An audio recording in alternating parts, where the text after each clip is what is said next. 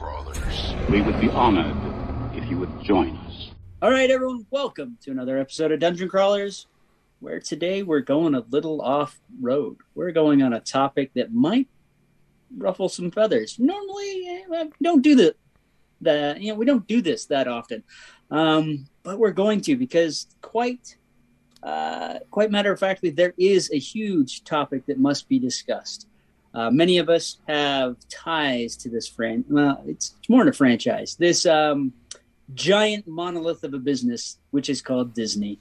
If you've been paying attention to the news, social media, anywhere, people are talking about this, where Bob Chapek, who was the CEO for the last couple of years, has been ousted. And Disney has brought Bob Iger back. And, Iger kind of revitalized Disney a while back. And we've seen some really crazy things happening with Disney over the last couple of years since COVID. And, well, quite frankly, I think people are fed up. And some people decided to make a change. And, so we're going to talk about that this evening. Absolutely. And I am here. I am Krebs. That's my good friend Daniel. And usually we have a third. Usually we have a third person, and that third person is my brother Matai. But no, stop. Let me get out. Come. No, hey. Oh, whoa. Hey, it's the Dungeon Crawlers. Wait, what is Alton? Hey guys, how's it going? Good to see you. Hey, Alton. Haven't seen you for a while. Well, at least since Fan X. I have emerged from the trunk that your brother has been keeping me in, at least for a little bit. We'll see how long it lasts, but, I was getting sick of Nesquik and Jell-O, so I figured it was time to step back into the real world, and holy cow, what a day. So, what an excellent episode for you to magically reappear. This is the happiest podcast on earth. Well, for legal reasons, that is subjective. But nevertheless, yes, I am super excited to be talking about this with you guys because, as always, I am a busybody who knows too much about many things, or has an approximate knowledge of many things, I think is the line I'm supposed to use here. And Disney is one of them. So it must be talked about. It must. Yes. First and foremost, I want to ask the question, gentlemen. Have you felt a change in the air at Disney over the last few years? And I'm not just talking about the pandemic and the COVID restrictions, but I'm specifically talking about the way that their business has been handled, the way that they have been working with their IPs and their parks and their services, their sales and their products. Thoughts, Dan? No, I mean, there's been a lot. I mean, the thing that's been the most, concerning for a lot of people out there is the continued price of admission that has continued to go up and up. Not only that, I know there are several season pass holders right now that are angry and upset because they can't even get into Disney World on Thanksgiving. And a lot of people plan their time around the holiday at the park, and they can't do that because of caps or whatever it is.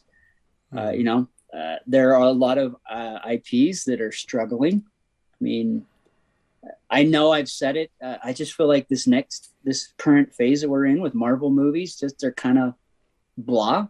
They're not amazing. They're not fantastic, but they're okay, but passably so. Mm-hmm. Other than Star Wars on TV, we haven't really gotten a decent Star Wars movie. And on top of that, there's a lot of mismanagement. I mean, a lot of people going to the parks, going to Galaxy's Edge to build a lightsaber, and there's not enough parts or kyber crystals for that matter. And now they've changed over parts to a new series of lightsabers that no one has any knowledge or investment in, but you can't get old parts. And that's just to name a few things. So for all of you at home, I'd like to introduce a couple of people and terms and things that you are going to need to know to navigate this conversation. Primarily, our conversation today revolves around a tale of two Bobs. Mm-hmm. One is Bob Iger, who started with the company in the 2000s. He took over from Michael Eisner and was generally well-liked by people within the company and outside of the company. He helped grow Disney beyond the Eisner era into this really robust creative engine. Not perfect at everything. I want to be very clear about that. There are things that I disagree about with Bob Iger deeply. However, what he was excellent at was getting people over to his side and communicating the necessary ideas for any given project, etc., through the lens of storytelling, which made it a lot easier for the teams to coordinate with each other and made it a lot easier for consumers like us to understand what was going on and how it was all going to work out and become invested in a plan of things to come. The other Bob that we're talking about is Bob Chapek. You can remember this because of his misnomer, his nom de plume, not by his choice, of Bob Paycheck. Chapek. That's probably why I was calling him Chapek. Yeah. So Chapek has been with Disney for quite some time as well. However, his background and expertise was primarily through the parks and supply chains and product management and things like that. And although he is now gone, it's important that you understand why. We're going to talk a little bit about that in detail today. But the biggest thing that you need to know about Bob Chapek going in is that he is a guy with a good understanding of business and a reasonable understanding of how to maintain supply chains and how to grow things from a numbers and data standpoint. But where he has consistently failed is where Bob Iger succeeded the most, which is being able to get people over to his side and tell a story about what's going on and how we're going to get there together. And so, as we talk about a lot of things today, you're going to find that there are things that on paper make sense, but the delivery was wrong, or he couldn't get the team behind him, and things like that. And when you go from somebody who is a creative powerhouse like Iger, who may not have everything nailed down, but at the very least can convince the people around him to work together, to somebody like Chapek, who immediately came in and installed a whole bunch of people who had no creative background in the business and really, in my opinion, failed to understand what Disney the company is. Even though on paper the ideas are good, the execution is what killed him consistently. A couple of other things that you need to know. Disney is a huge corporation. Surprise! They are not just TV shows and movies and theme parks. They are also products. They are licensing. They are publishers, both for music and books and art. They do a lot of things and have fingers in a lot of pies. They are an extremely complicated business. So much so that, and I don't think this is complete hyperbole, it has been said that the CEO of Disney needs to be one of the most widely versed people in the world, or at the very least be able to coordinate everybody under them to get the job done. If you can't know it all, you've got to build a team that does and be able to work with people who can talk about things with which you have no familiarity whatsoever. So there's kind of your foundational need to knows here. The other thing that's going to be very important is, as we talk through the story of what's happened over the last few years, we will also bring up stock prices. And that is extremely boring to a lot of people, but I promise I will only throw as many numbers at you as I can fit into my mouth at a time. So, this is where I want to turn to Krebs and say, Krebs, what do you understand about Bob Chapek's rise to power and kind of the early rumblings of how that was going to turn out? You know, as a consumer of Disney, I've been thoroughly disappointed in the downward trend of everything that we've seen. I got a chance to go to Disneyland a little over a year ago for the first time in a few years. And so I got to go to Bob Iger's Disneyland prior to that, and then I got to go to Bob Chapek's Disneyland, right? And I was honestly put out by a number of sort of environmental changes. I think that the greatest sort of error that he's made along the way is that while Disney post Walt has always been about the almighty dollar, they have always done it in a way where the consumer still felt like they were getting something special, or like they themselves in some way were also special.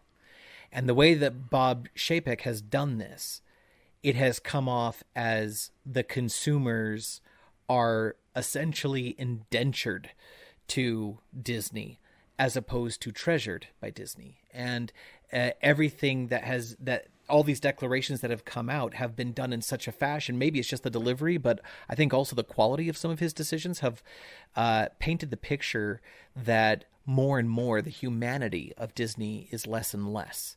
Yeah. And the economics of Disney become louder and louder, right? So I think that might be his greatest failing in the last couple of years. And so his again, like you were saying, maybe it's just his delivery, maybe it's the execution by his team, maybe it's a number of myriad variables, right? But I can't denounce the fact that, like, over the last 2 years, the magic that is Disney has dwindled because it's been tainted by the corporate skin coming too close to the surface. Yeah, that's a really great summary of kind of the feeling there. You can buy special, but you can't be special. And the magic is guac. It's always a little extra. Well, right? And even if you buy special, that comes with conditions. I mean, what was that special? Oh my gosh, the magic key fiasco. The magic key thing that was just a fiasco. I mean, there's a lot of people that are still frustrated with that. I read an article the other day where, we went back in 2019, and I have a daughter with special needs, and it was such a wonderful experience.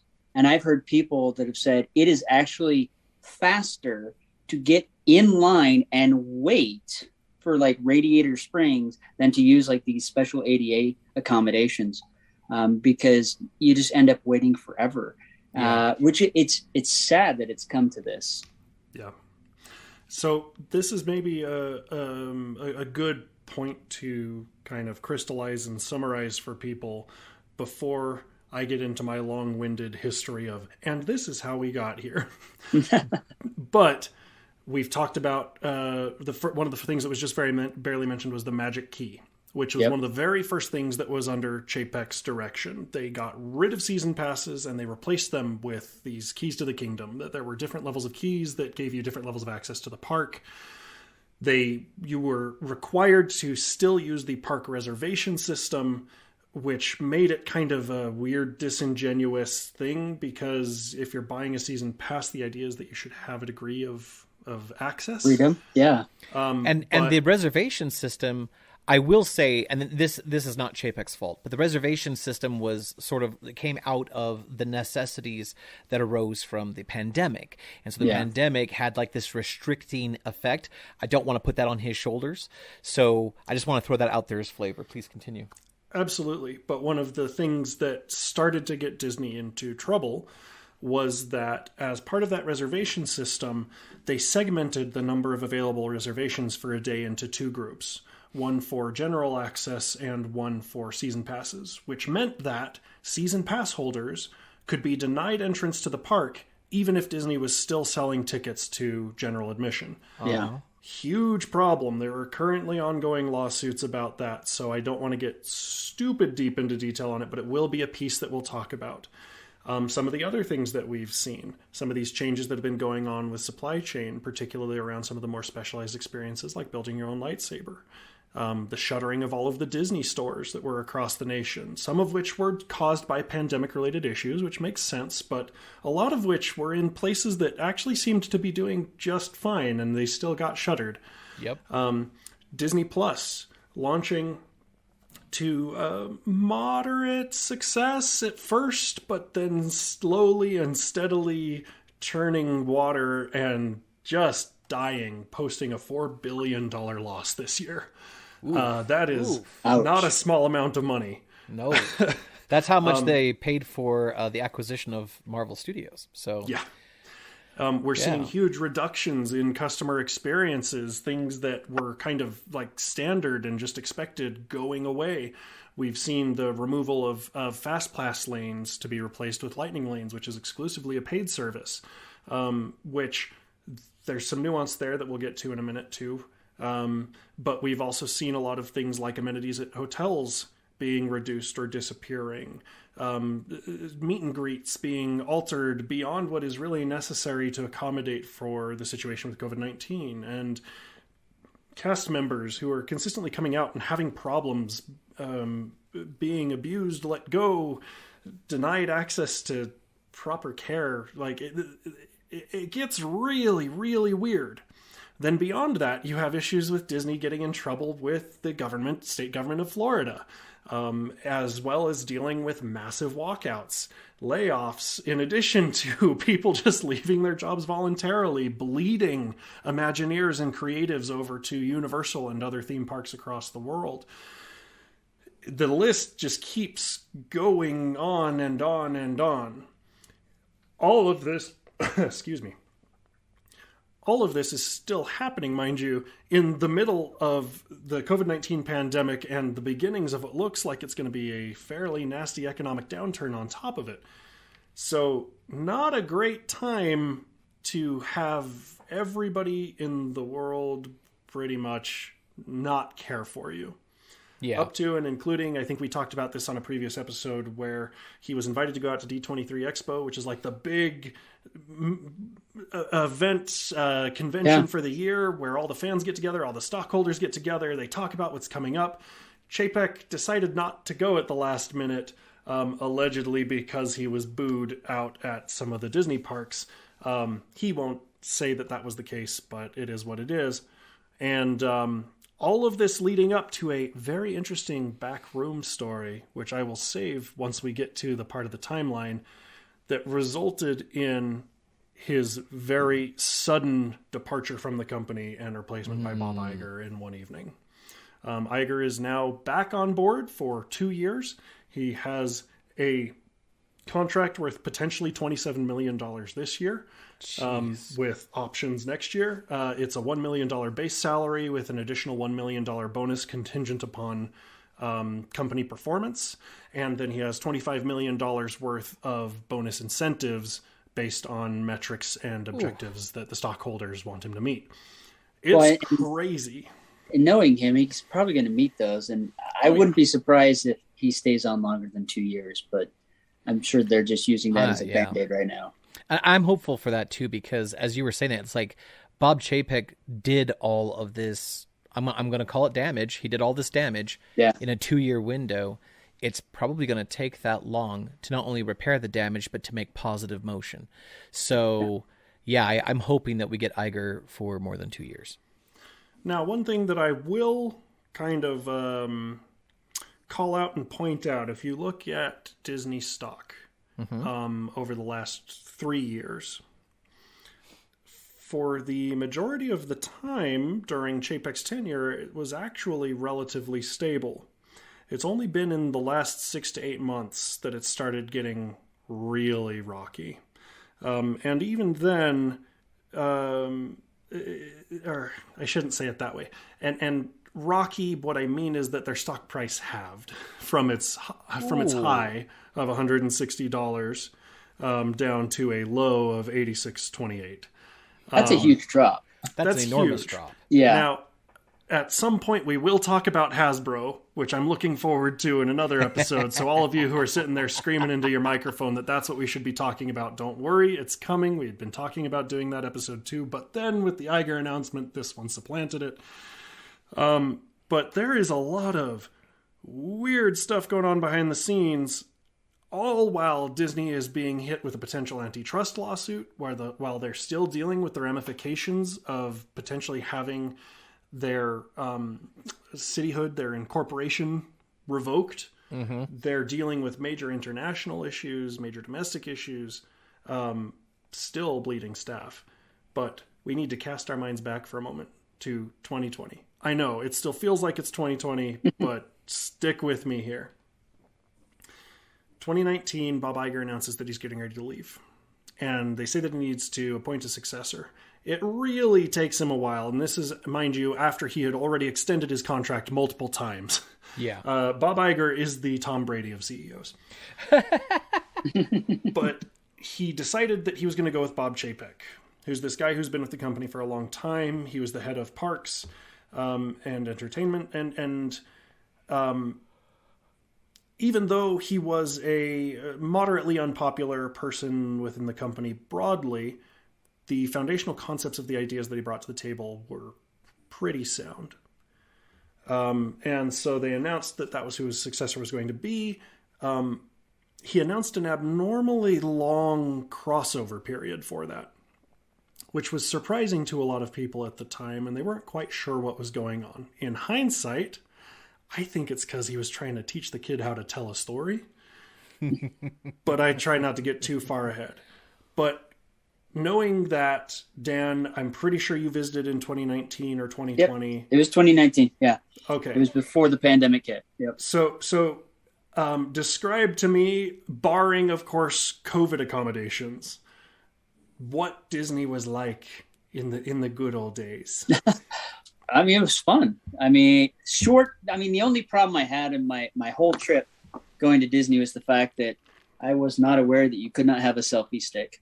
And my selfie stick that I bought for the trip had been literally, they just threw it in the garbage can. But other than that, it was a really fun adventure. My kids and I had a great time. My ex at the time had a good time as well. There's tons of people around. Everyone was smiling. Everyone was happy. The Fast Pass was a brilliant tool that we took advantage of, as well as the accommodations for my daughter. We rode every ride in one day, which it is possible. It is possible to hit every ride. And we did so. And we went on every attraction. And I even had enough time to sneak away and fly the Millennium Falcon with my kids. And I got to build a lightsaber. It was a really fun time. And I've always enjoyed Disney. It's always a place where I really act like a giant kid. Well, I act like a giant kid normally, but yeah. Yeah. A notable thing to what Dan was saying there is, you mentioned that you hit every single ride in a day. Yeah. Keep in mind, 2019 attendance at the Disney parks was the highest it has ever been. It was insane. Well, and not only that, I have a large family, so I was able to get everyone on every ride with me. That's a huge accomplishment. Yeah. Like, no joke. Yeah. The other question that I kind of want to talk about or ask you specifically, knowing that you are a fan of the toys and the merch and the things like that. Not specifically Disney toys and merch, but I'm saying broadly, yes, you are a collector of things. Yes. Talk to me about what stood out to you about Disney products at that time. Well, I mean, in the park or just in general? In the park or in general? In the park, the nice thing about, in the park, you had everything, you had a little bit of everything. My kids, I got a little bit of Star Wars stuff. My youngest son got a Lion King hat. We got some Mickey ears. Everyone got something. My older kids, they got sweatshirts with Disney on it. And the store there was tons of people going in and out of those stores, but it never looked like a shelf was barren. It never looked like they were running out of product. The product was always stocked up. I know that's not the case now. I'm constantly watching, the Reddit feeds and other, the Discord channels, stuff like that, where people are just complaining like, yep, went to, I made a reservation and paid to make a lightsaber and they had no parts. They waited till the end so they didn't have to tote their lightsaber around. And they're like, it's a Monday and there's no parts. Like, how do you run out of parts? That's frustrating, especially when that's the one and only day that you're spending at the park. Yeah. And that was a key focal point for you. And for me, it was too. Like, when I was there, I was waiting all day. I booked my reservation at the end of the day because I didn't want to drag it around.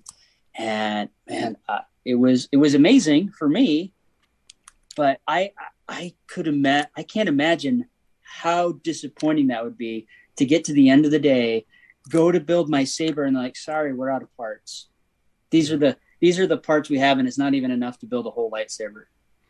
I can absolutely vouch for that too. So the last time that Tosh and I went was May of 2021. It was when I got my Darksaber, and it was a beautiful experience. If you guys didn't get to go hear that episode, go cast your minds back to 2021 and look at some of those episodes. It was great. Yes. Now, in the middle of the pandemic, there were supply chain issues because even beyond just the pandemic related stuff, there was already a shipping crisis. There was already major problems getting things in and out of ports. Yes. And it just got exacerbated by everything with COVID-19. So you would expect a degree of like stuff arriving at weird times and things like that.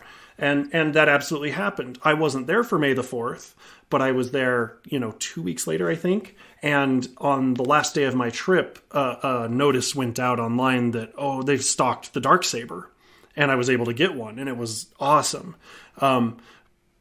But the other thing that used to be a thing at Disney was that even if you had similar kinds of stores within a given park, but especially between parks, they always carried slightly different stock. Yeah. You're always going to be able to find your Mickey ears. You're always going to be able to find your Magic Bands and things like that. And the really generic, Fab Five mugs and things like that.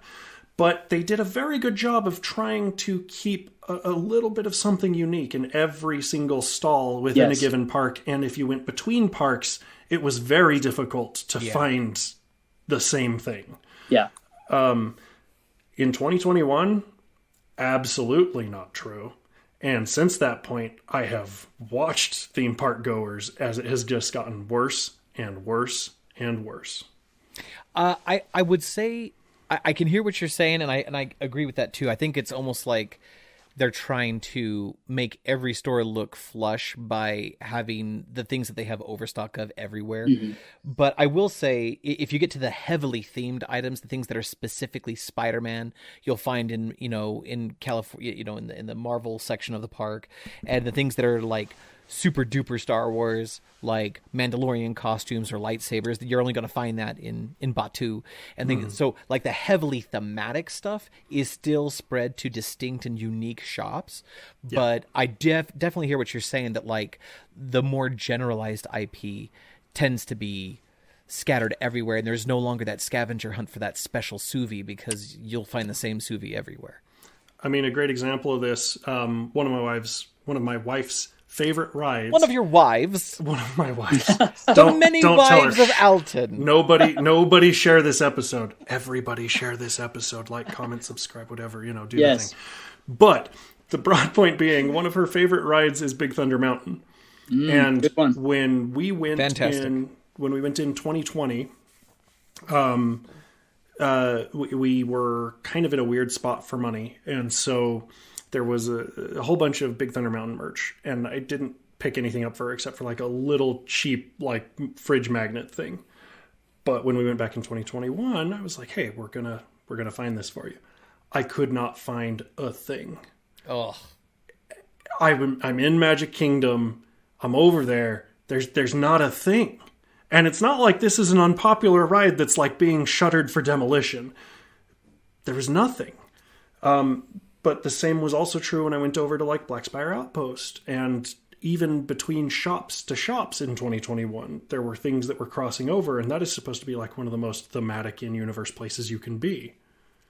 Now I hadn't thought of this till we started talking about this. Just shows you my obliviousness to some of the point of sale, brick and mortar style strategeries that go on. I'm totally oblivious to that stuff sometimes. But now that you mention it, like I have seen so many ads on social media about Shop Disney, and they have like this really robust online distribution, kind of like Disney Amazon hybrid, right? Are we basically seeing a transition from the brick and mortar distribution, the idea that you can only get special souvenirs at the parks? Are we seeing a migration away from that to go to an online distribution where they can make a higher profit margin? For some of them.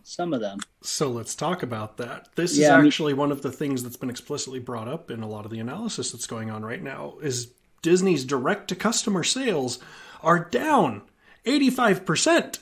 85%? Whoa, that's huge. Why? Like everywhere else is booming. What the heck? Like, and the thing is, like, the theory is that by shuttering all of these stores and moving everything online, you would avoid a lot of these stock issues, and you could do more diverse, crazy merch and things like that. Yeah. That's not where the consumer is. And as they've engendered so much ill will, it's just continued to get worse and worse and worse. Wow. Well, is it down because their pricing model is atrocious because Disney, and they're getting it from like alternative vendors, or is it why is it down 85% is ridiculous. I'm holding on to this for just a minute. Let that simmer in the back of your head, because there's another important question that I need to direct towards Krebs. Since I asked Dan all about, the parks and the merch and the things like that, Krebs, I'm going to put the burden on you. Yep. Let's talk about Disney media in 2019 and where it was at, because let's be honest, not everything was great. I'm looking at you, sequel Star Wars, but let's talk about what was going on at that time. Real quickly before he jumps in and do that, I because we were talking about merch and that, the Disney stores that were around were a nice place to stop and try to get some Disney stuff without having to book a trip. With those gone, it's really disappointing. It's really disappointing that you can't get out and, just stop at a Disney store and kind of wander into a small pocket dimension of Disney that's outside the park. Yeah, those stores were so special because it was like a tiny dose of Disney at the parks anywhere you went. Yeah. And that's gone. Going to the media aspect, so it's interesting because I'm one of the few people who actually really enjoys the new trilogy, but I openly acknowledge that it has glaring flaws also, right? Like I find the parts that I enjoy, I acknowledge the parts that I don't. Yeah. That said, this was leading up to the launch of Disney Plus. In fact, for me personally, since you asked about this, I will jump into it. For me personally, when I heard the announcement that Disney Plus was coming, I was furious because we already had Hulu, we already had Netflix, we already had Amazon Prime, and I knew that the moment that Disney launched their own proprietary platform, that was going to become the mold for everybody. Because once Disney pulls up stakes and once Netflix can no longer carry Disney IP, all of a sudden everyone else is going to take their ball and go home. And that's exactly what has happened. You have a streaming platform for Fox and for AMC and for Showtime and HBO. Those are kind of like special in their own way. I get that. But like NBC and CBS and then freaking Paramount. Peacock and Paramount. Yeah. I know, like now, all of a sudden, the thing that we were trying to avoid, the model we were trying to break to get away from cable and satellite, which was like you have to buy this bundle of 300 channels that you don't need so you can watch the 10 shows you like. We were doing that with a la carte services. That's what we wanted. And then Disney goes, yeah, we're doing our own platform. Oh, and we're bringing ESPN and Hulu. Well, eventually it was Hulu, but we're bringing National Geographic with us too, and that's going to be our platform. And it's like, what? And then Discovery's like, oh, we have a D in our name too. We have a DIS in our name. We're going to have our own and then so it went, right. So like 2019 was like this great divergence of media aggregation, and where we had Netflix and Prime and Hulu were like our main contenders and we could trust on them to cover like all the bases. Now we couldn't.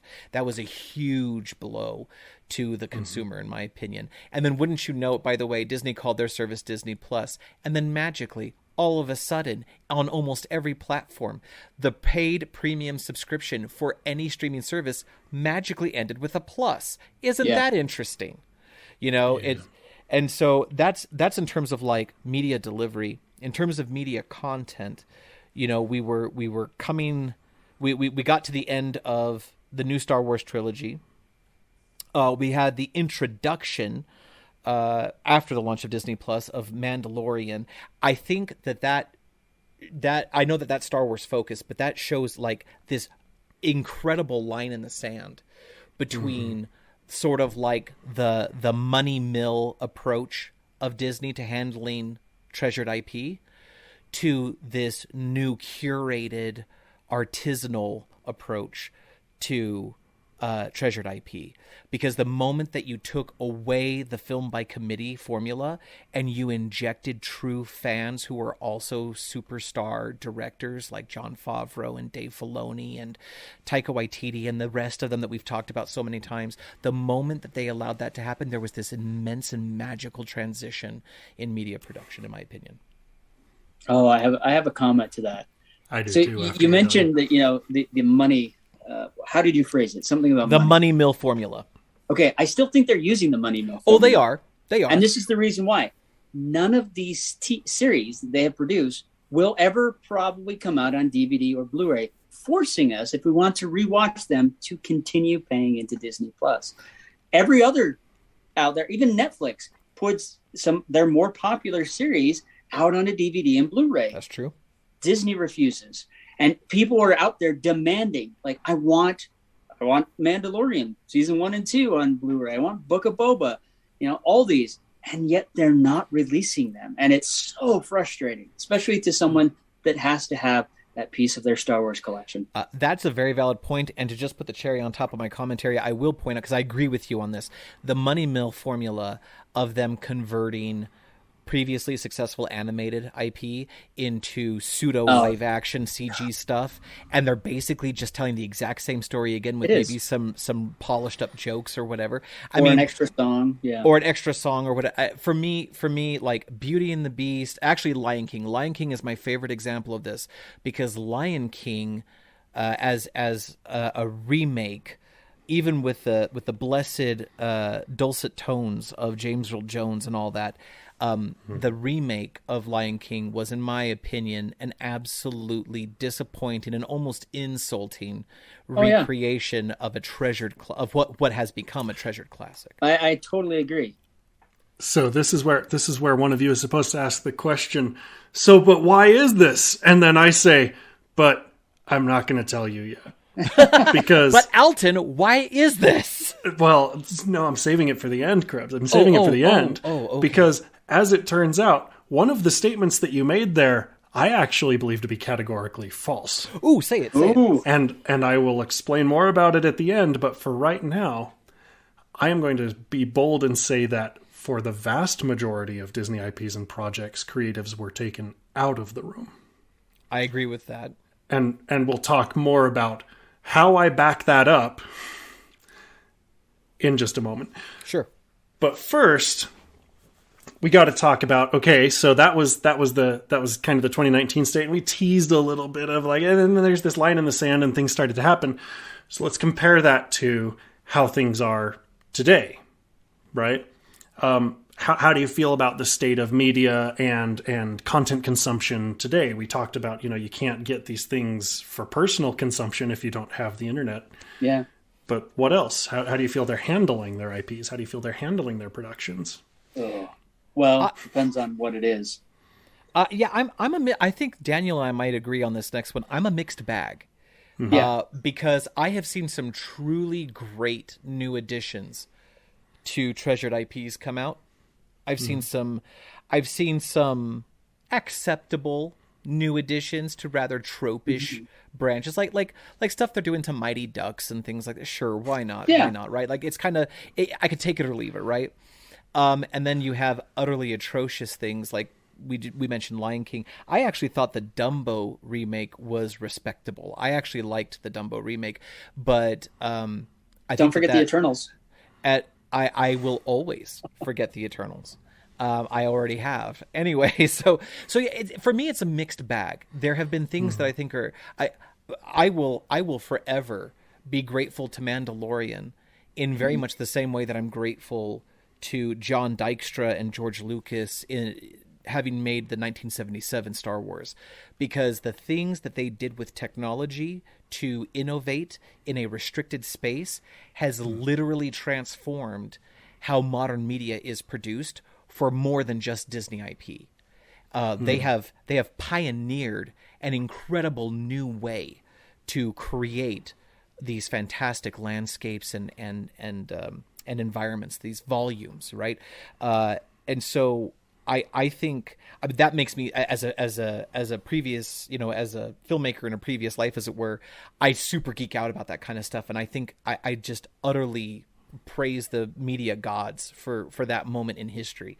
But with every Mandalorian, you end up with, a Beauty and the Beast remake. And it's like, I'm not sure. It's a mixed bag. Or Little Mermaid, I'm not willing to pick or pan just yet. I'm willing to like give it a shot. Yeah, it's another animated to live action film. For every Mandalorian, because that's what we thought Dumbo was going to be. I still haven't seen Dumbo. I actually liked it. I like. I haven't seen the live action Cinderella either. I haven't. So here's the thing. I do think that the live action Cinderella has some flaws, but sure. I have a soft spot in my heart for that film. Any time that you are going to actually meaningfully change the formula of a story like that and allow your theme to tell people, especially young people who are trying to grow and figure out their place in the world, to have faith and be kind. Mm-hmm. Like, man, if only that message had come out 3 years later. That's the Dave Filoni, George Lucas formula of like always let there be hope, right? Yeah. So I mean, as far as the movies, I agree. It's kind of been a mixed bag, where we've gotten some really good content, but that's because of the people heading the material. The reason Mandalorian and Book of Boba and even Obi-Wan were good is because we had Dave Filoni, we had Jon Favreau, we had good content creators that their focus was, the fans as well as themselves as fans. They wanted to see what they've always wanted to create while they were growing up on the screen. And then, I know I completely disagree with Andor, with Krebs. We'll talk about that. I'm so excited to have that episode. I'm so excited for that. But I really, I'll just leave it at that. I've already said it before, at Fan X. But I just watched Disenchanted that just came out. My kids have been excited to see this. The original movie was a surprise, but it was a really good film. It was enjoyable. It was kooky and fun, but in a good way. This one made me feel like it was another one of those 1990 straight to DVD films where it's not even good enough to throw up on the big screen. We're just going to kind of squeak it out. And it just didn't feel, it's like they ruined the characters. They squashed on things. They had a great idea, but they just didn't execute well, and we've seen that in some of the Marvel films that have come out where, Wakanda Forever, I think it was a beautiful piece to, as a memorial to Chadwick Boseman.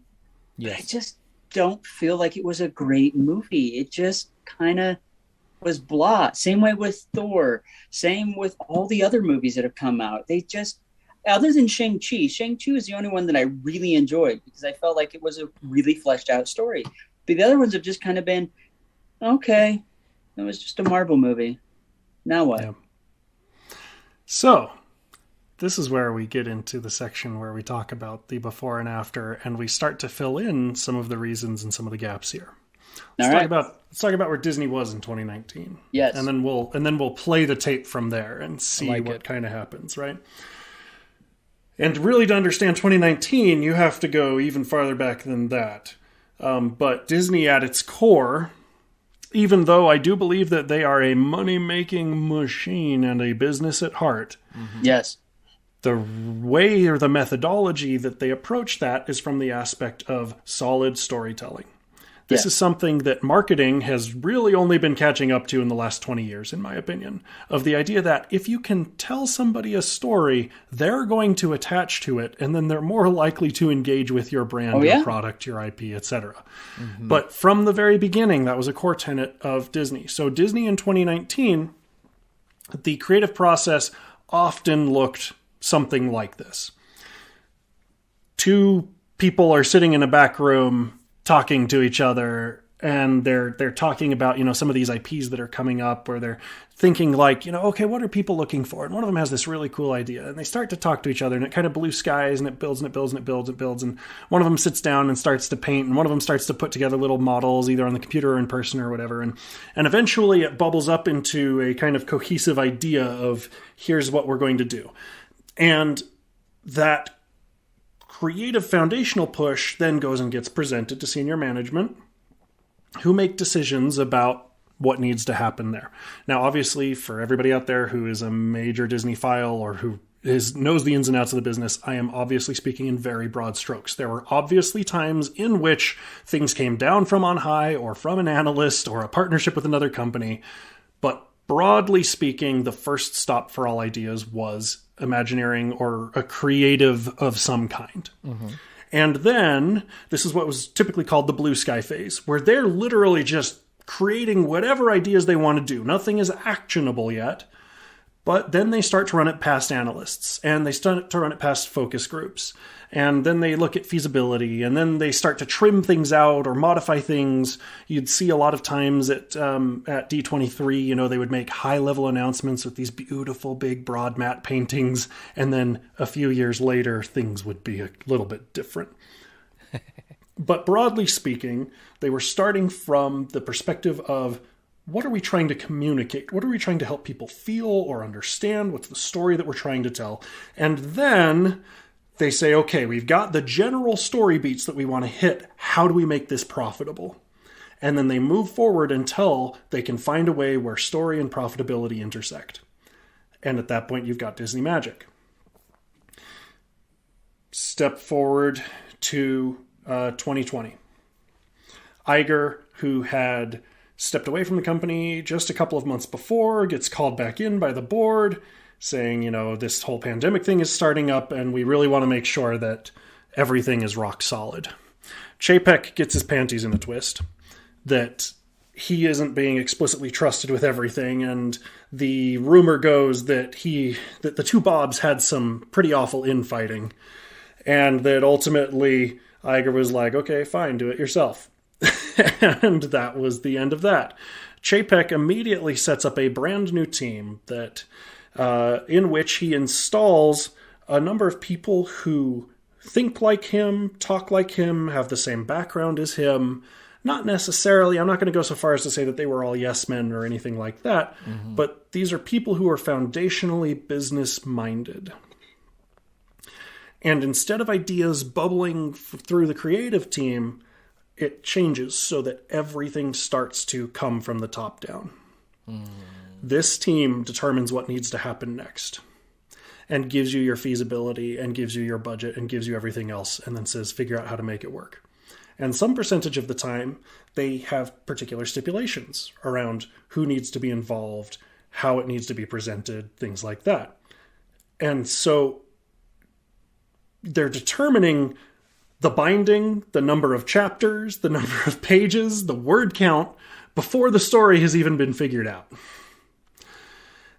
And then they're trying to build from there.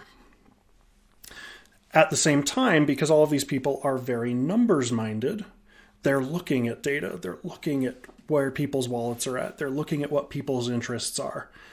And so we start to see a lot more swinginess in Disney projects, where either they are home runs who perfectly connect with this audience exactly, like Mandalorian, or they are pretty bad, because even though on paper this is what should work, the fact is that doesn't always translate one-to-one, and especially when you are curtailing creatives who up until this point in the entire history of the company have had basically as long as they have needed to do all of this pre-visualization, and all of these exercises are now being told you've got 6 months to turn out a project.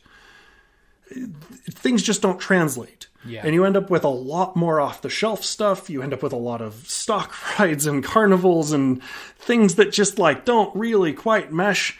And then occasionally something breaks through that is exceptional. At the same time, the world has gone into a pandemic. People are going home. The parks are seeing massive attendance drops for obvious reasons. And because Disney had already been pushing towards this Disney Plus thing, they start going a lot heavier into it. But because all of the other companies around the world have started to pick up on this same idea and started to retract their intellectual properties into their own individualized platforms, Disney, I believe, actually, of most of the streaming services that exist, actually did a pretty good job of navigating that storm conceptually. But the quality of the content, the speed at which content comes out, is all being dictated from a centralized team. I think that the reason that Star Wars somehow got better during the pandemic overall is because they had already made the mistakes before the pandemic. Yeah. And so they were finally starting to like put resources and people back where they belong. And the data, the outcry from everybody lined up with what needed to happen anyway. Surprise. I can multi-billion-dollar IP that everybody loves and spends money on knows how to run itself if you just listen to the fans. But nevertheless, so that's where you see all of a sudden things like Marvel, which had been super, super structured, carefully curated, but always from a central theme of story, all of a sudden start getting really weird and disjointed. And it's beyond just the idea that we've moved past the Infinity Stones saga. Like everything is now starting to get really disjointed because they say, oh, we have people who are Doctor Strange fans, so we need to do a Doctor Strange film. We've got people who are Black Widow fans, so we need to do a Black Widow film. And, you know, all these other little things start coming together at the same time, that theaters are struggling, things are getting weird in the world. While all of this is going on, Black Lives Matter, whole bunch of LGBTQIA plus rights start to become a major issue. Political divisions are higher than they've ever been. And this is where I'm putting in my asterisk ahead of time, everybody. I'm not going to get into the specific politics of anything. I'm not going to make any statements on the specific politics of anything, but it is relevant to the story. It is. Yeah. And as people are getting increasingly cooped up and frustrated with the world and feel like everybody is attacking everybody else, that starts to bubble up. Now remember, our buddy Chapek has never been perfectly popular at Disney.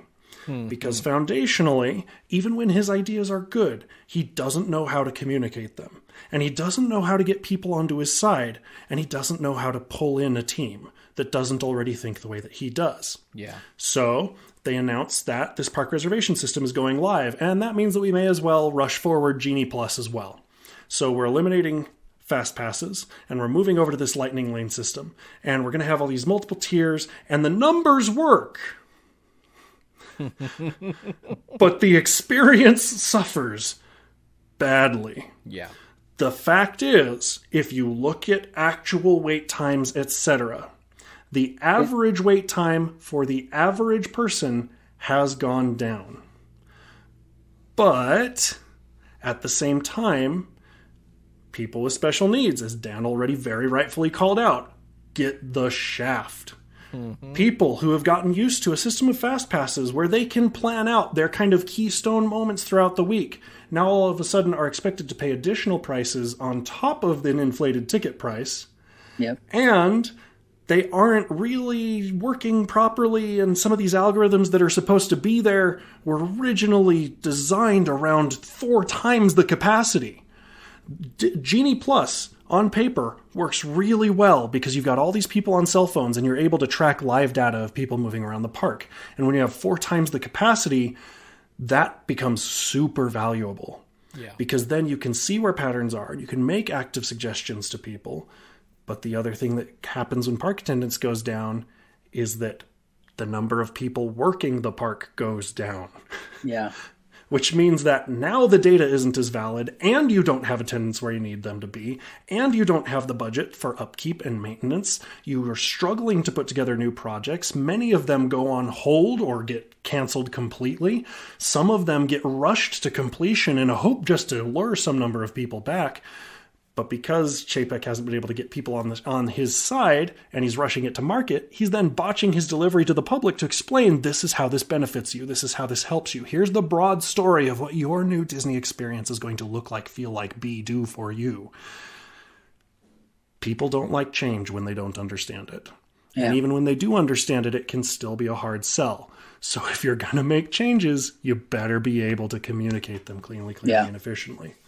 Then he starts getting in trouble because as things are getting worse for his employees, not only in Florida, not only in the United States, but across the world broadly, he starts to have walkouts from massive portions of his organization.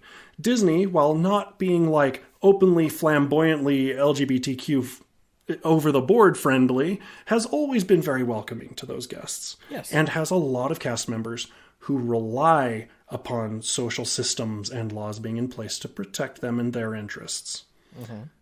He delays responding to the things that are going on across the nation and across the world broadly, and then in Florida, where particular bills start to get passed. Then, as everybody is walking out on him, he rushes a response and puts it out into public and pisses off all of the Republicans in Florida because he pulled all of the funding out of all political parties at once, but the only person that he seems to be openly attacking is the governor of Florida, who then responds in kind. So now there's a question around whether Disney is going to be able to even maintain its ticket prices and sovereignty and everything else in the middle of all of this. And the people who are working for Disney are about to be unduly impacted by major tax fluctuations as the state now takes on a substantial tax burden that Disney had been footing the bill for. It keeps getting worse. They watch as their direct-to-consumer sales disintegrate as they eliminate all of their stores. And people who now cannot travel to the Disney parks also cannot get their Disney fix, which means that Disney is no longer front of mind. Which means they have no incentive to go to the parks, which means they have no incentive to buy stuff, which means that all of these little niche things that have finally now been delivered 8 months too late are sitting languishing on back shelves and in storerooms, and there isn't space to put them in all the parks, but at the same time, they've got to be much more safe about what they put in the parks because now they've alienated all of their pass holders, all of their locals. So you have people that are coming to Disney for a once-in-a-lifetime experience. And when they come to Disney, and that's the only trip they're ever going to have, they aren't looking for specific specialized merchandise. They're looking for the Disney World, the castle, the Fab Five, all these other things. And so you have to, by necessity, in order to protect your bottom line, de-diversify, for lack of a better word, all of your offerings. And it just starts to come apart at the seams. What's come out in the last 24 hours is a whole bunch of interesting stories from the back rooms of Disney. But I'm not talking about people on the bottom line. I'm not talking about random poster on a random forum.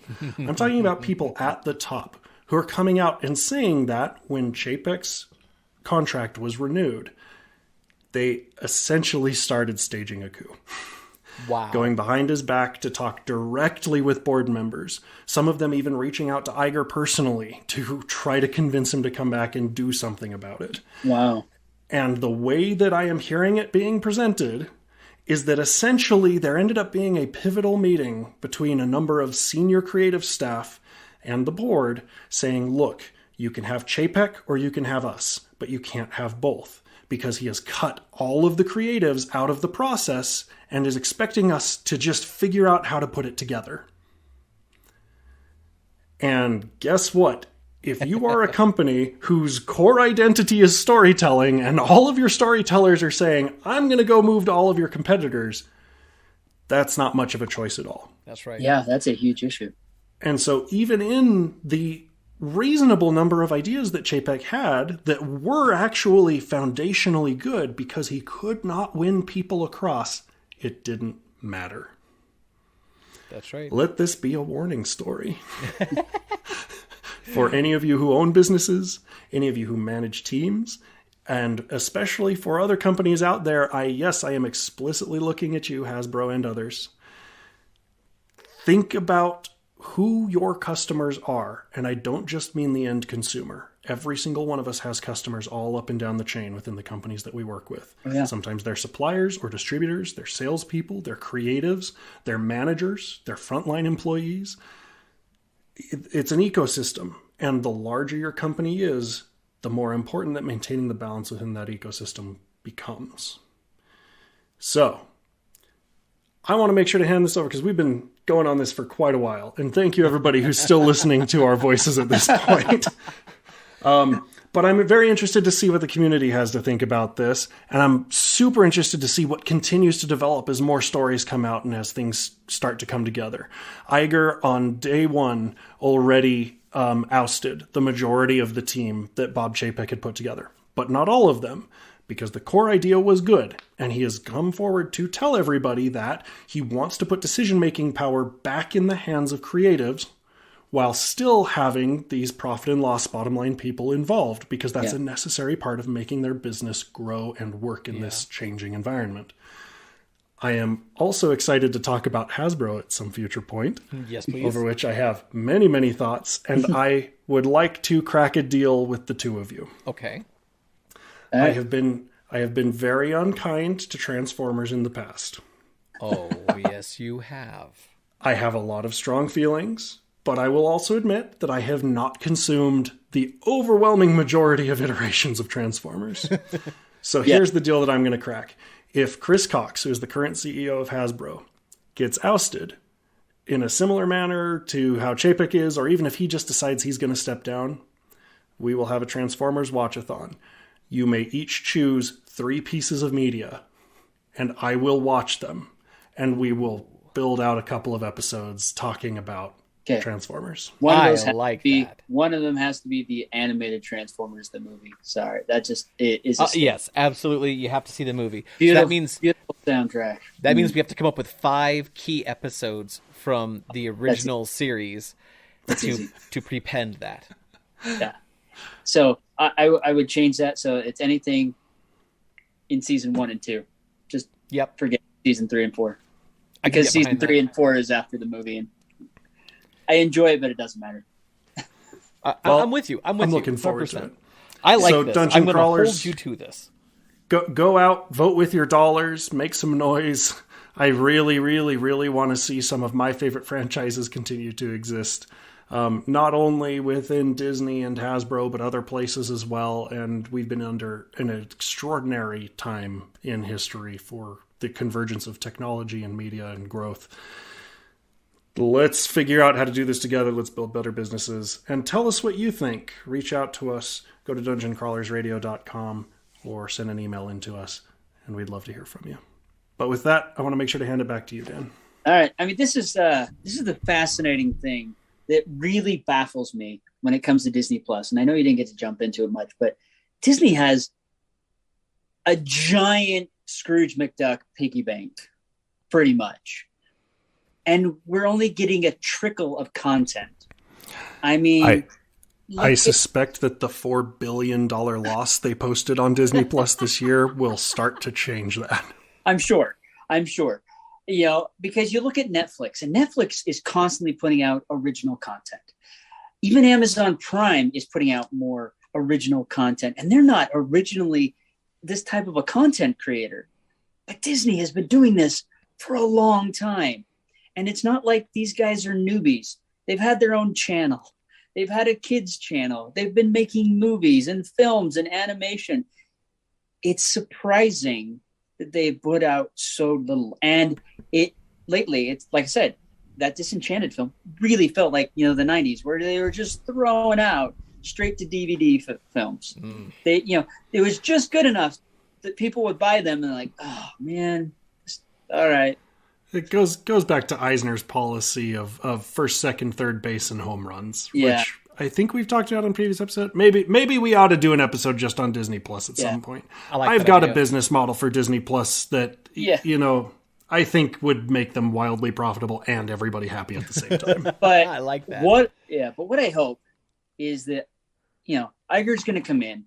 He's going to because the guy is smart, and then what I hope is he's going to take the things from Chapek that look solid, that can work with the right people, with the right know-how, and the right mechanics built into it, and move those forward. And then he's going to come in and say, these things don't work. I mean, that's what every CEO does. They come in, 100-day plan, what works, what doesn't, now we're going to make changes.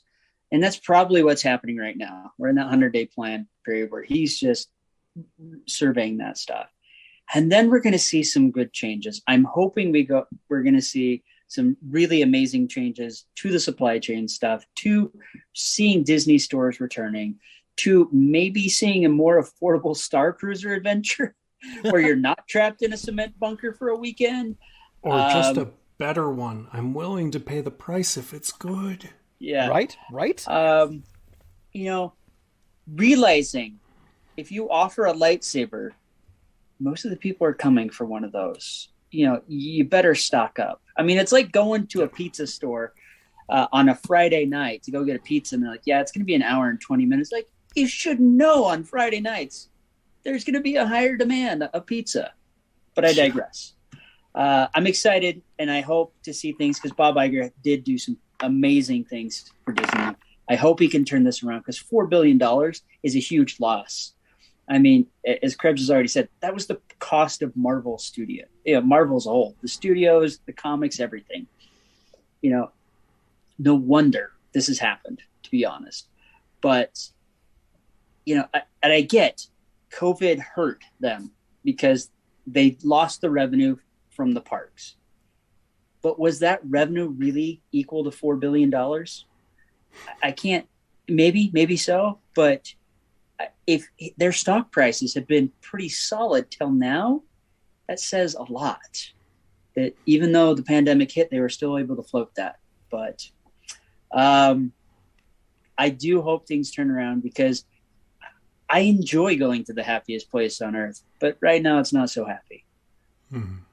Tosh and I didn't go this year. It's the first time in our marriage that we haven't made a trip to Disney. Even when we've been at our poorest, we still found a way to do a weekend at Disneyland. I wanted to go myself this year, and I just couldn't bring myself. I mean, I was just reading the stories of how prices had gone up, and it's like, man, it's gonna, just for me to go was going to be quite a bit, and I think it was going to be almost. Not quite, but almost a third of what I paid to take my whole family when I went in 2019. Jeez, beneath. Which was crazy. So, yeah. But anyways, folks, we do want to hear your thoughts. We appreciate you listening to the show. We know we're closing out towards the end of 2022, but we do have some ideas and some plans that we're formulating, and we're talking about things. But we've got some pretty good ideas for stories. For show ideas. We got really regenerated when we were at FanX and met some of our fans. There were some people that actually came to see us, and we had a great showing there. So if you're interested in having Dungeon Crawlers at one of your local conventions and you know someone, let them know that we're interested in coming and doing a live show and talking about stuff like this, because this is our bread and butter. This is our joy. This is why we've continued to do it. That's at least why I've continued to do it. Because as of next month, it'll be, working on year 15. So, Dungeon Crawlers can almost drive a car. Yes. And plainly, even if it isn't a panel, even if you just want us to come run a game or do interviews, we will gladly do it. And we got a lot of cool things. We got some really cool things. I have some really fun ideas if we were to do games. We could do a very similar, I'm sure we could get Tracy's blessing, but do a similar killer breakfast, but maybe. I am being paid again this year to go and run a gauntlet for the Game Manufacturers Association. Nice. Nice. Congrats, my dude. Yeah, so, it wouldn't be called the Killer Breakfast, but maybe we could call it the Killer Dungeon Crawl. I don't know. We'll call it something. Deadly brunch, yeah. Or we could even do a Rat Dome. Tea time. Yes. Off-putting tea time. I like that. Both dungeon crawling and golf yes! appropriate, so yeah. So, with that said, choose the high ground, and we'll catch you next time. And Dungeon Crawlers, just remember, tell your story, whatever may come. Oh, I've missed that outro so much. And I will ask you to always remember to be epic and don't suck. Remember, the Force will be with you, always.